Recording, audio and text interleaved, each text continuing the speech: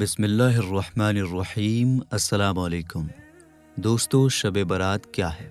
شب برات بہت ہی برکت اور عظمت والی رات ہے۔ اس رات اللہ تعالیٰ اپنے بندوں پر خاص رحم و کرم فرماتا ہے۔ لاکھوں گنہگاروں کو معاف کر دیا جاتا ہے۔ یہ دعا قبول ہونے اور رزق تقسیم ہونے، روزی ملنے کی رات ہے۔ اس رات جو بھی رزق میں، روزی میں برکت کی دعا مانگی جاتی ہے، اللہ اسے قبول کرتا ہے۔ ہمارے پیارے آقا مکی مدنی مصطفیٰ صلی اللہ تعالی علیہ وآلہ وسلم نے فرمایا، اللہ کریم 4 راتوں میں بھلائیوں کے دروازے کھول دیتا ہے۔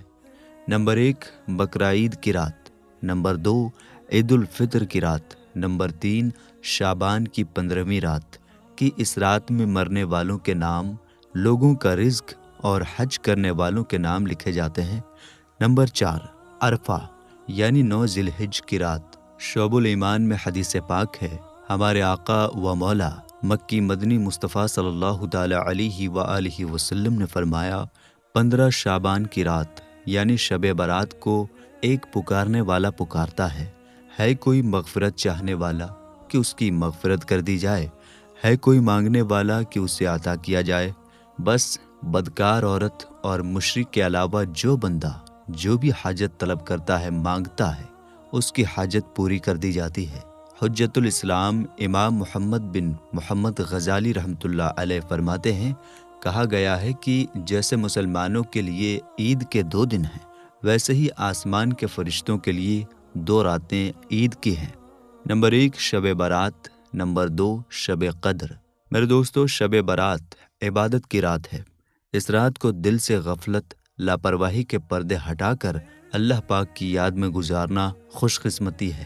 اللہ پاک کے آخری نبی رسول ہاشمی صلی اللہ تعالی علیہ وآلہ وسلم نے فرمایا، جس نے 5 راتوں کو زندہ کیا یعنی رات جاگ کر عبادت میں گزاری، اس کے لیے جنت واجب ہو جاتی ہے۔ نمبر 1 ترویہ یعنی 8 ذی الحجہ کی رات، نمبر 2 عرفہ یعنی 9 ذی الحجہ کی رات، نمبر 3 عید الاضحیٰ یعنی 10 ذی الحجہ کی رات، نمبر 4 عید الفطر، نمبر 5 نصف شعبان کی رات۔ امام فخر الدین رازی رحمۃ اللہ علیہ تفسیر کبیر میں فرماتے ہیں، شب برات کی 5 خصوصیات ہیں۔ نمبر 1 اس رات ہر حکمت والا کام بانٹ دیا جاتا ہے، جیسے آئندہ سال کسے کتنی روزی دی جائے گی، کون خوش نصیب حج کرے گا، کون مرے گا، کون زندہ رہے گا وغیرہ، سب کچھ فرشتوں کو بتا کر اس کام پر ان کی ڈیوٹیاں لگا دی جاتی ہیں۔ اللہ پاک کے آخری نبی رسول ہاشمی صلی اللہ تعالی علیہ وآلہ وسلم نے فرمایا، جو بندہ شب برات میں 100 رکعت نوافل پڑھے، اللہ پاک اس کے پاس 100 فرشتے بھیجتا ہے، ان میں سے 30 فرشتے اسے جنت کی بشارت دیتے ہیں، خوشخبری دیتے ہیں، 30 فرشتے اسے جہنم سے آزادی کی خوشخبری سناتے ہیں، اور 30 فرشتے اسے دنیاوی آفات سے بچاتے ہیں، اور 10 فرشتے اس کی شیطان سے حفاظت کرتے ہیں۔ اللہ اللہ، میرے دوستو، کیسی خوش قسمتی کی بات ہے۔ لیکن افسوس، ہمارے یہاں لوگ جہنم کی آگ سے آزادی کی اس رات آتش بازی کرتے ہیں، پٹاخے پھوڑتے ہیں اور بہت سے گناہوں بھرے کام کرتے ہیں۔ شب برات خصوصیت کے ساتھ عبادت کی رات ہے، اس لیے اس بابرکت رات میں گناہوں سے بچ کر عبادت میں لگے رہنا ہی سعادت ہے، خوش قسمتی ہے۔ امام رازی رحمۃ اللہ علیہ نے اس رات کی تیسری خصوصیت یہ ارشاد فرمائی، نزول الرحمہ یعنی اس رات اللہ پاک کی رحمتیں چھما چھم برستی ہیں۔ اس رات امت مسلمہ کی بخشش کر کے انہیں جہنم سے آزادی عطا کی جاتی ہے۔ نمبر 5 اور شب برات کی 5ویں خصوصیت یہ ہے کہ اس رات ہمارے آقا و مولا مکی مدنی مصطفیٰ صلی اللہ تعالی علیہ وآلہ وسلم کا منصب شفاعت مکمل ہوا۔ روایات کے مطابق ہمارے آقا و مولا مکی مدنی مصطفیٰ صلی اللہ تعالی علیہ وآلہ وسلم نے شعبان المعظم کی 13ویں رات بارگاہ الہی میں سوال کیا تو آپ کی 1/3 امت آپ کے حوالے کر دی گئی۔ پھر آپ صلی اللہ تعالی علیہ وآلہ وسلم نے شعبان المعظم کی 14ویں رات سوال کیا تو آپ کی 2/3 امت آپ کے حوالے کر دی گئی۔ پھر آپ صلی اللہ تعالی علیہ وآلہ وسلم نے شعبان المعظم کی 15ویں رات بارگاہ الہی میں سوال کیا تو آپ کی ساری امت آپ کے حوالے کر دی گئی۔ میرے دوستو، شب برات بہت نازک رات ہے۔ اللہ پاک نے فرمایا، ترجمہ: اس رات میں ہر حکمت والا کام بانٹ دیا جاتا ہے۔ پارہ 25 سورہ دخان آیت 4۔ حضرت عطا بن یسار رحمۃ اللہ علیہ فرماتے ہیں، جب نصف شعبان کی رات یعنی شب برات آتی ہے تو حضرت ملک الموت علیہ السلام کو ایک صحیفہ، ایک لسٹ دیا جاتا ہے اور حکم ہوتا ہے اس میں جن کے نام لکھے ہیں ان کی روح اس سال قبض کر لینا۔ میرے دوستو، آدمی شادی بیاہ میں مصروف ہوتا ہے، گھر کی تعمیر و ترقی میں لگا ہوتا ہے، جبکہ اس کا نام مردوں کی فہرست، مردوں کی لسٹ میں لکھا جا چکا ہوتا ہے۔ دوستو، شب برات کی رات ہمارے اچھے اور برے کاموں کا لیکھا جوکھا بدلا جاتا ہے، لہٰذا اس رات کی برکتیں لوٹنے اور مغفرت و بخشش کی خیرات پانے کے لیے بہتر ہے کہ شب برات آنے سے پہلے یہ 3 کام ضرور کر لیے جائیں۔ نمبر 1، توبہ کر لیجئے۔ 14 شعبان المعظم کی شام سورج ڈوبنے کے وقت چونکہ پچھلے سال کا اعمال نامہ لپیٹ دیا جاتا ہے، اس لیے بہتر ہے کہ شب برات آنے سے پہلے توبہ کر لی جائے۔ حدیث پاک میں ہے، پیارے آقا مکی مدنی مصطفیٰ صلی اللہ تعالی علیہ وآلہ وسلم کا فرمان ہے، ترجمہ: گناہ سے توبہ کرنے والا ایسا ہے گویا اس نے گناہ کیا ہی نہیں۔ توبہ کرنے کے بہت فائدے ہیں، ان میں سے ایک بہترین فائدہ یہ ہے کہ اللہ پاک چاہے تو توبہ کی برکت سے گناہوں کو نیکیوں میں بدل دیتا ہے۔ پارہ 19 سورہ فرقان آیت 70 میں ارشاد ہوتا ہے، ترجمہ: مگر جو توبہ کرے اور ایمان لائے اور اچھا کام کرے تو ایسوں کی برائیوں کو اللہ بھلائیوں سے بدل دے گا۔ سبحان اللہ! معلوم ہوا جو بندہ سچی توبہ کرے، اللہ اور اس کے رسول صلی اللہ تعالی علیہ وآلہ وسلم پر پختہ ایمان رکھے اور توبہ کے بعد گناہوں کی طرف واپس نہ لوٹے بلکہ نیکیاں کرے، اللہ پاک کو راضی کرنے والے کاموں میں لگا رہے، تو انشاءاللہ تعالی اللہ پاک اس کے گناہوں کو نیکیوں میں بدل دے گا۔ غیب بتانے والے نبی رسول ہاشمی صلی اللہ تعالی علیہ وآلہ وسلم نے فرمایا، روز قیامت ایک شخص بارگاہ الہی میں پیش کیا جائے گا، حکم ہوگا اس کے صغیرہ چھوٹے گناہ اس پر پیش کرو، چنانچہ ایک ایک کر کے اس کے گناہ پیش کیے جائیں گے۔ وہ ہر گناہ کا اقرار کرتا جائے گا اور ڈرتا ہوگا کہ ابھی کبیرہ بڑے گناہوں کی باری آنی ہے۔ اتنے میں حکم ہوگا، تیرے ہر گناہ کی جگہ ایک نیکی ہے۔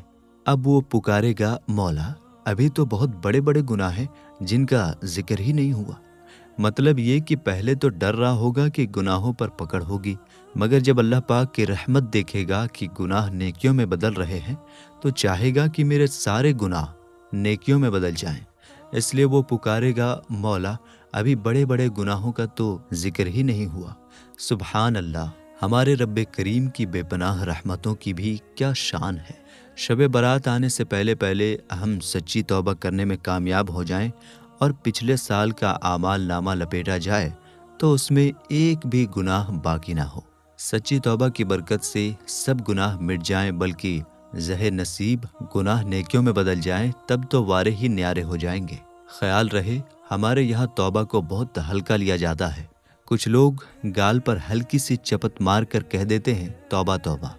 کچھ ناک اور کانوں کو ہاتھ لگاتے ہیں، کچھ لوگ اپنی زبان دانتوں تلے دبا کر 2-4 بار توبہ توبہ کہہ دیتے ہیں۔ یہ توبہ نہیں ہے۔ سچی توبہ کے 3 رکن ہیں۔ نمبر 1، گناہ پر اس لیے شرمندہ ہونا کہ وہ اللہ پاک کی نافرمانی ہے۔ مثال کے طور پر اگر کسی نے سودی کاروبار کر لیا اور سودی لینے دینے پر شرمندگی کی بہت سی وجہیں ہو سکتی ہیں۔ کسی کو سودی لین دین میں نقصان پہنچ گیا، اس لیے شرمندہ ہو رہا ہے۔ سودی لین دین کی وجہ سے گھر والے یا دوست رشتہ دار ناراض ہیں، اس لیے شرمندگی ہو رہی ہے۔ ایسی شرمندگی توبہ کے لیے کافی نہیں ہے، بلکہ توبہ کے لیے ضروری ہے کہ سود کو اللہ پاک کی نافرمانی سمجھ کر اللہ پاک کے عذاب سے ڈرتے ہوئے شرمندہ ہو۔ نمبر 2، دوسرا رکن یہ ہے کہ بندہ اس گناہ کو فوراً چھوڑ دے۔ ایسا نہ ہو کہ گناہ بھی کر رہا ہے اور توبہ بھی کیے جا رہا ہے، یہ توبہ نہیں بلکہ معاذ اللہ مذاق ہے۔ نمبر 3، سچی توبہ کا تیسرا رکن یہ ہے کہ آئندہ وہ گناہ نہ کرنے کا پکا ارادہ کر لے۔ یہ تینوں رکن پورے ہوں گے تو اسے سچی توبہ کہا جائے گا۔ نمبر 2، دوسروں سے معافی مانگ لیجیے۔ دوسرا اہم ترین کام یہ ہے کہ شب برات آنے سے پہلے بندوں کے حقوق، رائٹس معاف کروا لیے جائیں۔ یہ بھی توبہ ہی کا ایک حصہ ہے۔ اگر کسی کا حق مارا ہو، جب تک اس سے معافی نہ کروا لیں اس وقت تک وہ حق تلفی معاف نہیں ہوتی۔ اس لیے بہتر ہے کہ شب برات آنے سے پہلے اپنے ہر جاننے والے سے احتیاطاً معافی تلافی کر لی جائے، تاکہ جانے انجانے میں کبھی کسی کے دل آزاری ہوئی ہو، کسی کو تکلیف پہنچا دی ہو تو اس کی معافی ہو جائے۔ ہمارے یہاں شب برات سے پہلے واٹس ایپ وغیرہ پر ایک میسج چلتا ہے جس میں دوسروں سے معافی کی درخواست ہوتی ہے۔ یہ اچھا طریقہ ہے، مگر ایک میسج کو 200 یا 400 لوگوں کی طرف فارورڈ کر دینا معافی کے لیے کافی نہیں ہے۔ بہتر یہ ہے کہ جن سے مل سکتے ہیں ان سے مل کر، جنہیں فون کر سکتے ہیں انہیں فون کر کے، اور جن تک رسائی نہیں ان سے باقاعدہ صوتی یا تحریری پیغام، وائس اور ٹیکسٹ میسج اپنی طرف سے ریکارڈ کر کے یا لکھ کر بھیجا جائے، تاکہ سامنے والے کو لگے کہ واقعی سنجیدگی کے ساتھ مجھ سے معافی مانگی جا رہی ہے۔ اور جن سے معافی مانگی جائے انہیں بھی چاہیے کہ اپنے مسلمان بھائیوں کو معاف کر کے ثواب کمائیں۔ نمبر 3، دل سے بغض و کینہ نکال دیجیے۔ میرے دوستو، روایات کے مطابق جو بدنصیب شب برات جیسی عظیم رات میں بھی مغفرت سے محروم رہتے ہیں، ان میں ایک بغض و کینہ رکھنے والا بھی ہے۔ یقیناً ہم میں سے ہر ایک مغفرت و بخشش کا طلبگار اور حاجت مند ہے۔ اس لیے شب برات آنے سے پہلے ان تمام گناہوں سے توبہ کے ساتھ یہ بھی ضروری ہے کہ ہم اپنا دل صاف کر لیں۔ دل میں کسی کا بغض و کینہ یعنی چھپی دشمنی، کسی کے متعلق حسد، کسی کے لیے میل نہ رہے۔ اللہ پاک قرآن کریم میں ارشاد فرماتا ہے، ترجمہ: جس دن نہ مال کام آئے گا نہ بیٹے، مگر وہ جو اللہ کے حضور حاضر ہوا سلامت دل لے کر۔ پارہ 19 سورہ شعراء آیت 88-89۔ معلوم ہوا قیامت کے دن نہ مال کام آئے گا نہ اولاد کام آئے گی۔ قیامت کے دن قلب سلیم کام آئے گا۔ قلب سلیم کیا ہے؟ وہ دل جو کفر و شرک سے پاک ہو، جس دل میں بدعقیدگی نہ ہو، وہ دل جو باطنی بیماریوں سے پاک ہو، جس میں حسد نہ ہو، بغض نہ ہو، کینہ نہ ہو، دنیا کی محبت نہ ہو۔ ایسے پاکیزہ دل والا روز قیامت کامیاب ہوگا۔ حضرت عبداللہ بن عمر رضی اللہ تعالی عنہ فرماتے ہیں، پیارے آقا نور والے مصطفیٰ صلی اللہ تعالی علیہ وآلہ وسلم کی پاک بارگاہ میں عرض کیا گیا، یا رسول اللہ صلی اللہ تعالی علیہ وآلہ وسلم، لوگوں میں افضل کون ہے؟ فرمایا، ہر وہ بندہ جو مخموم القلب ہے اور سچی زبان والا ہے۔ صحابہ کرام علیہم الرضوان نے عرض کیا، یا رسول اللہ صلی اللہ تعالی علیہ وآلہ وسلم، صدوق اللسان یعنی سچی زبان والا کسے کہتے ہیں؟ یہ تو ہم جانتے ہیں، مخموم القلب کون ہے؟ فرمایا، وہ متقی شخص جس پر کوئی گناہ نہ ہو، اس کے دل میں نہ سرکشی ہو، نہ کینہ ہو، نہ ہی حسد ہو۔ معلوم ہوا جس کی زبان سچی ہو، جھوٹ نہ بولے، اور جس کے دل میں نہ سرکشی ہو، نہ کینہ ہو، نہ بغض ہو، نہ حسد جلن ہو، وہ بندہ بڑی فضیلت والا ہے۔ صحابی رسول حضرت انس بن مالک رضی اللہ تعالی عنہ فرماتے ہیں، ہم مالک جنت قاسم نعمت صلی اللہ تعالی علیہ وآلہ وسلم کی خدمت میں حاضر تھے۔ آپ صلی اللہ تعالی علیہ وآلہ وسلم نے فرمایا، ترجمہ: ابھی تمہارے پاس اس راستے سے ایک جنتی آدمی آئے گا۔ چنانچہ ایک انصاری صحابی وہاں سے آئے۔ ان کی داڑھی وضو کے پانی سے تر تھی، الٹے ہاتھ میں جوتا اٹھا رکھا تھا اور چلے آ رہے تھے۔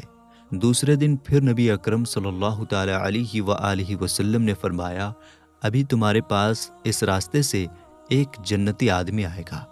دوسرے دن بھی وہی صحابی آئے۔ تیسرے دن پھر ایسا ہی ہوا۔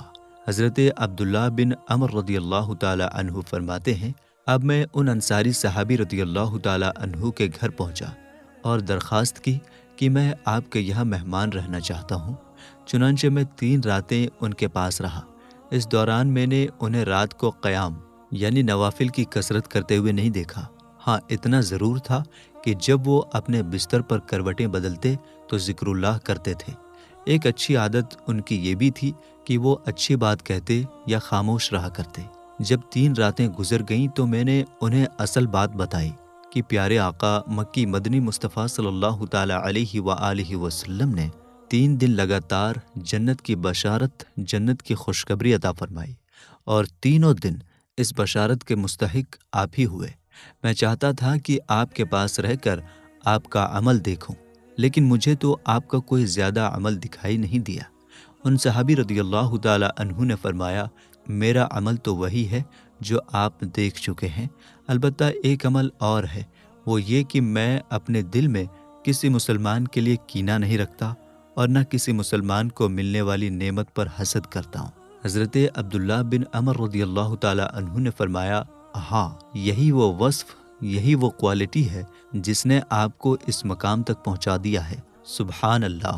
اے عاشقان رسول، دیکھا آپ نے، دل کو پاک رکھنا، دل میں کسی کا بغض و کینہ نہ آنے دینا، کسی سے حسد نہ رکھنا، کسی کے متعلق دل میں میل نہ رکھنا جنت میں لے جانے والا عمل ہے۔ اور دوسری جانب غور کیجئے کہ دل میں بغض رکھنے والا، حسد کا سانپ دل میں پالنے والا کیسا بدبخت ہے کہ شب برات کو بھی بخشش و مغفرت سے محروم رہتا ہے۔ اس لیے ہمیں چاہیے کہ شب برات آنے سے پہلے اپنے دل صاف کر لیں۔ اگر کسی کے متعلق دل میں کچھ میل ہے تو اسے نکال باہر پھینکیں، کسی سے ناراضگی ہے تو دور کر لیں، کسی رشتہ دار کے ساتھ رنجش چل رہی ہے، کسی بھی دنیاوی مسئلے کی بنا پر لڑائی ہے، آپس میں دوریاں ہیں تو انہیں مٹا دیں۔ تاجدار دو عالم نور مجسم صلی اللہ تعالیٰ علیہ وآلہ وسلم نے فرمایا، جو باطل پر ہو اور جھگڑا چھوڑ دے، اللہ پاک اس کے لیے جنت کے کونے میں گھر بنائے گا، اور جو حق پر ہوتے ہوئے بھی جھگڑا چھوڑ دے، اللہ پاک اس کے لیے جنت کے اوپر والے درجے میں گھر بنائے گا۔ دوستو، شب برات میں پڑھے جانے والے چند نوافل، مغرب کے بعد 6 نوافل، اولیاء کرام رحمۃ اللہ علیہم کے معلومات سے ہے کہ مغرب کے فرض و سنت وغیرہ کے بعد 6 رکعت نفل 2 رکعت کر کے ادا کیے جائیں۔ پہلی 2 رکعتوں سے پہلے یہ نیت کیجیے، یا اللہ پاک ان 2 رکعتوں کی برکت سے مجھے درازی عمر بالخیر عطا فرما۔ دوسری رکعتوں سے پہلے یہ نیت کیجیے، یا اللہ پاک ان 2 رکعتوں کی برکت سے بلاؤں سے میری حفاظت فرما۔ تیسری 2 رکعتوں کے لیے یہ نیت کیجیے، یا اللہ پاک ان 2 رکعتوں کی برکت سے مجھے اپنے سوا کسی کا محتاج نہ کر۔ ان 6 رکعتوں میں سورہ فاتحہ کے بعد جو چاہیں وہ سورہ پڑھ سکتے ہیں، چاہیں تو ہر رکعت میں سورہ فاتحہ کے بعد 3 بار سورہ اخلاص پڑھ لیجئے، ہر 2 رکعت کے بعد 21 بار قل هو اللہ احد پوری سورہ، یا 1 بار سورہ یاسین شریف پڑھ لیجئے، بلکہ ہو سکے تو دونوں ہی پڑھ لیجئے۔ یہ بھی ہو سکتا ہے کہ کوئی ایک اسلامی بھائی بلند آواز سے سورہ یاسین پڑھیں اور دوسرے خاموشی سے خوب کان لگا کر سنیں۔ اس میں یہ خیال رہے کہ سننے والا اس دوران زبان سے سورہ یاسین شریف بلکہ کچھ بھی نہ پڑھے۔ اور یہ مسئلہ خوب یاد رکھیے کہ جب قرآن کریم بلند آواز سے پڑھا جائے تو جو لوگ سننے کے لیے حاضر ہیں ان پر فرض عین ہے کہ چپ چاپ خوب کان لگا کر سنیں۔ انشاءاللہ الکریم رات شروع ہوتے ہی ثواب کا انبار لگ جائے گا۔ ہر بار سورہ یاسین کے بعد دعائے نصف شعبان بھی پڑھیے۔ مسلمانوں کے چوتھے خلیفہ مولا علی رضی اللہ تعالیٰ عنہ فرماتے ہیں، شب برات تھی، میں نے دیکھا پیارے آقا مکی مدنی مصطفیٰ صلی اللہ تعالیٰ علیہ وآلہ وسلم نماز ادا فرما رہے ہیں۔ آپ صلی اللہ تعالیٰ علیہ وآلہ وسلم نے 14 رکعت نماز ادا فرمائی۔ نماز سے فارغ ہونے کے بعد آپ صلی اللہ تعالیٰ علیہ وآلہ وسلم بیٹھ گئے اور 14 مرتبہ سورہ فاتحہ، 14 مرتبہ سورہ اخلاص قل هو اللہ احد، اور 14 مرتبہ سورہ فلق قل اعوذ برب الفلق، 14 مرتبہ سورہ ناس قل اعوذ برب الناس، 1 بار آیت الکرسی پڑھی، اور آخر میں اس آیت کریمہ کی تلاوت فرمائی، پارہ 11 سورہ توبہ آیت 128۔ ترجمہ: بے شک تمہارے پاس تشریف لائے ان میں سے وہ رسول جن پر تمہارا مشقت میں پڑنا گرا ہے، تمہاری بھلائی کے نہایت چاہنے والے مسلمانوں پر کمال مہربان۔ مولا علی رضی اللہ تعالیٰ عنہ فرماتے ہیں، جب آپ صلی اللہ تعالیٰ علیہ وآلہ وسلم فارغ ہوئے تو میں نے اس بارے میں پوچھا تو فرمایا، اے علی، جو اس طرح عمل کرے جیسا تم نے دیکھا تو اس کے لیے 20 مقبول حج اور 20 سال کے مقبول روزوں کا ثواب لکھا جائے گا۔ علامہ احمد ساوی رحمۃ اللہ علیہ فرماتے ہیں، جو کوئی شب برات میں 100 رکعت نفل پڑھے، اللہ پاک اس کے پاس 100 فرشتے بھیجے گا۔ 30 فرشتے اسے جنت کی بشارت خوشخبری دیں گے، 30 فرشتے اسے عذاب سے بچائیں گے، 30 فرشتے اسے دنیاوی آفات سے دور کریں گے، اور باقی 10 فرشتے اسے شیطان کے مکر و فریب سے بچائیں گے۔ علامہ ضیاء الدین دیرین رحمۃ اللہ علیہ انہیں 100 نوافل کے متعلق فرماتے ہیں، اللہ پاک کے نیک بندے شب برات میں 100 رکعت نماز اس طرح ادا کرتے تھے کہ ہر رکعت میں سورہ فاتحہ کے بعد 10 مرتبہ سورہ اخلاص، قل هو اللہ احد پڑھتے۔